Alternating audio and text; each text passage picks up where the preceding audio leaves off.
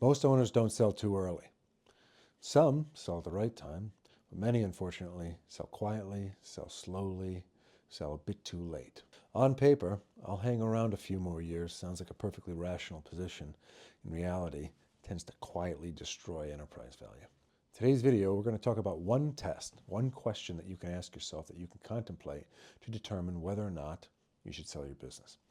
I'm Arthur Petropoulos, Managing Partner and President here at Hillview Partners. We're a middle market investment banking firm selling companies generating $1 million to $20 million a year in pre-tax earnings or EBITDA. We've sold over 100 companies, over $1 billion worth of transaction value, going into our second decade of existence here at Hillview, and we've seen all, the good, the bad, the ugly. We've created this channel and all of our content to help educate people in what's kind of a fairly amorphous or opaque world, or hard to understand world of mergers and acquisitions, of selling businesses, particularly for those in the middle market that we exist in here today. So before we get to these one question, there are 4 symptoms, if you will, that we often see when a company is getting into the danger zone of potentially selling too late. The first of these is a stagnation of revenue. And it doesn't necessarily mean that revenue has to be growing by leaps and bounds, but when you dig a little bit deeper and you say, what does the customer base look like? What does the customer mix look like?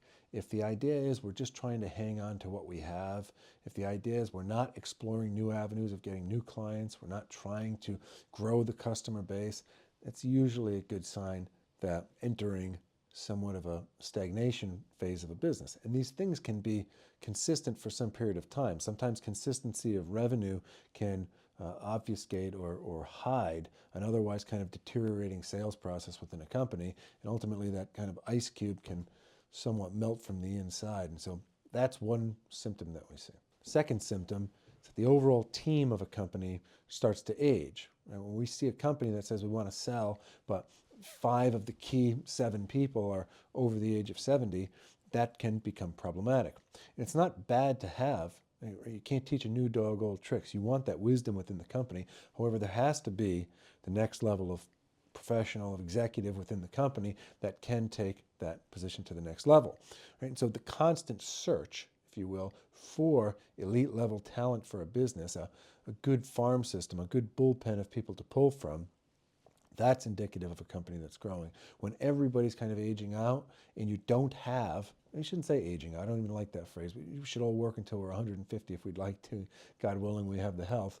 But the idea is you have to have at least the desire or the thirst for new talent in the business, new ways of looking at things, new perspectives, to supplement kind of the wisdom, right? And that's the perfect balance within a company, is if you can have the wisdom and at the same time have some young blood, that usually keeps your kind of focus comprehensive, right? Keeps everybody seeing everything, kind of what has always worked, and emphasizing that, what continues to work and what perhaps could work in the future. But that's another symptom, if you will, of a company that may be holding on a little bit, that may be ready for a sale. The next symptom you see is aging systems. And so that can be physical systems, that can be machinery and equipment in a physical sense, or it can be more from a software perspective, more from a communication perspective. But if you look at the inner skeleton of the infrastructure of a company, how does everybody communicate? How does the thing actually get done? How does the service get provided? How does the product get made? If those things appear to be aging, it's usually indicative that there's not been reinvestment in the business. There's not been sufficient kind of contemplation and evaluation of new things. Now, I'm not saying that everybody needs to be, having phone calls on their watches and having Google lenses evaluating everything they look at, and everything be run by robots, but there has to be at least a ongoing contemplation of, is there a better way to do certain things within a company, whether it's operations, again, machinery, equipment, communication, task management, customer, prospect tracking, whatever it might be. But if you look at a company and you say, geez, this stuff hasn't been updated in some time, it can be indicative, again, of a company that's starting to stagnate. And the fourth symptom, which we think kind of is the greatest manifestation that the time might be right for the next thing, is there's just not the focus of ownership, right? And there's just not where people are starting to treat a business as if it's a bit more passive, as if it's a bit more of this thing's going to last forever. And businesses can last forever. However, they cannot last within the same shape, form, function forever. They must constantly be evolving. And so if there's a half focus on it, that's going to be problematic, and that usually indicative that it's time to sell. And so when we boil all of this down, what is the one question? What is the thing you must contemplate? If you were to ask this one question to a business owner, it's our best barometer as to whether it's time to sell the company or not. And that simple question is, are you still obsessed with this business? People say, what does obsession mean? Is this the thing you think about, dream about, constantly can't sleep about, want to wake up early about, makes you the most elated, makes you the most depressed, makes you the most stressed, makes you the most invigorated? And we're not saying you have to be Ebenezer Scrooge. Right? We're not saying you can't love your family, you can't have hobbies, you can't have things you like to do. But ask yourself, you don't need to profess this in front of the church, right? It's just something in the dark, at the middle of night, when you're thinking by yourself and you're reflecting on things, say, am I obsessed with this business? Or ask someone, are you obsessed with this business?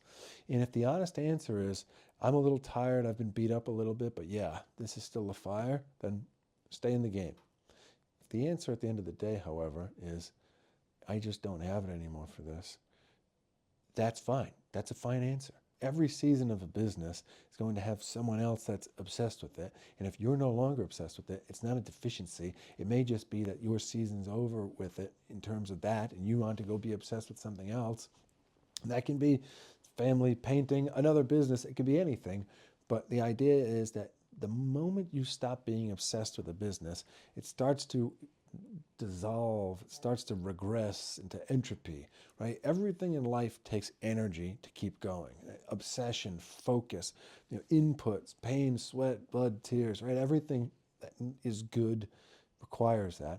However, the moment you stop putting those things into it, it will start to revert back to randomness. Again, you may have full steam, momentum when you stop, but over some period of time, you will stop pushing forward, you will stop making decisions, those muscles will atrophy to some degree, and the business will start to revert, the business will start to melt, and that's a problem. And when that kind of, you get over the hump of momentum and it starts going down the back side of things, that's when value starts to get destroyed. That's when people say, this is a little bit of a tired business. That's when people start to say, you know what, it's going to take some effort and capital to get this thing back to where it used to be. I don't know if it's remember the episode of Seinfeld where George Costanza would say a joke and the moment everybody laughed, he would leave. And he'd say, leave on a high note, leave people wanting more. And in a more, another example is, you see professional athletes and you can see, a kid from the 90s to see Mike Tyson out there trying to box at 60 years old, it makes you sad, right? I mean, how many other examples of Joe Montana, Willie Mays, Shaquille O'Neal, Jordan with the Wizards, right? It's like you almost try to pretend no, that didn't happen. Let's not talk about that, right? And look, if someone can still perform at an elite level, again, you can be timeless, but you must be obsessed. You must be good, right? Like his music or not, Billy Joel can still hammer out a song.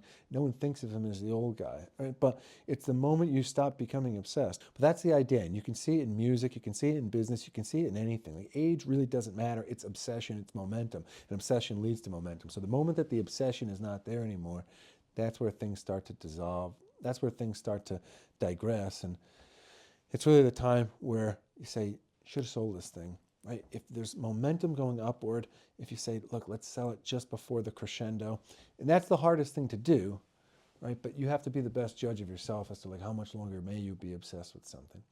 But nonetheless, that's the idea today. The one question you need to ask yourself or anybody else is to determine whether it's time to sell a business now or if you risk holding on to it too long. The 4 symptoms of that, as we said, the stagnation of revenue and customer base, a lack of an ongoing search for optimal talent, a lack of reinvestment into systems, really a loss of focus, all symptomatic of a lack of obsession with the business, all which will result in a lower value. So if you want to grow a business, be obsessed with it. The moment you feel that obsession waning, it is time to sell it to someone who will be obsessed for the next season of it. And if the legacy and ongoing vitality of a business is the objective, then it always must be owned by someone who is obsessed, right? For anything good in this world to remain good, it always must be owned by someone who's obsessed. It could be a building, it could be a piece of artwork, it could be a car, but if it is always in the possession of someone who is obsessed with that, then you can rest assured that it'll always be in good hands and have the requisite attention to persist and succeed. And we've belabored this notion enough for this video. Appreciate everybody's time. Hope the week continues to go well. Keep pushing forward. God bless. We'll see everyone next time.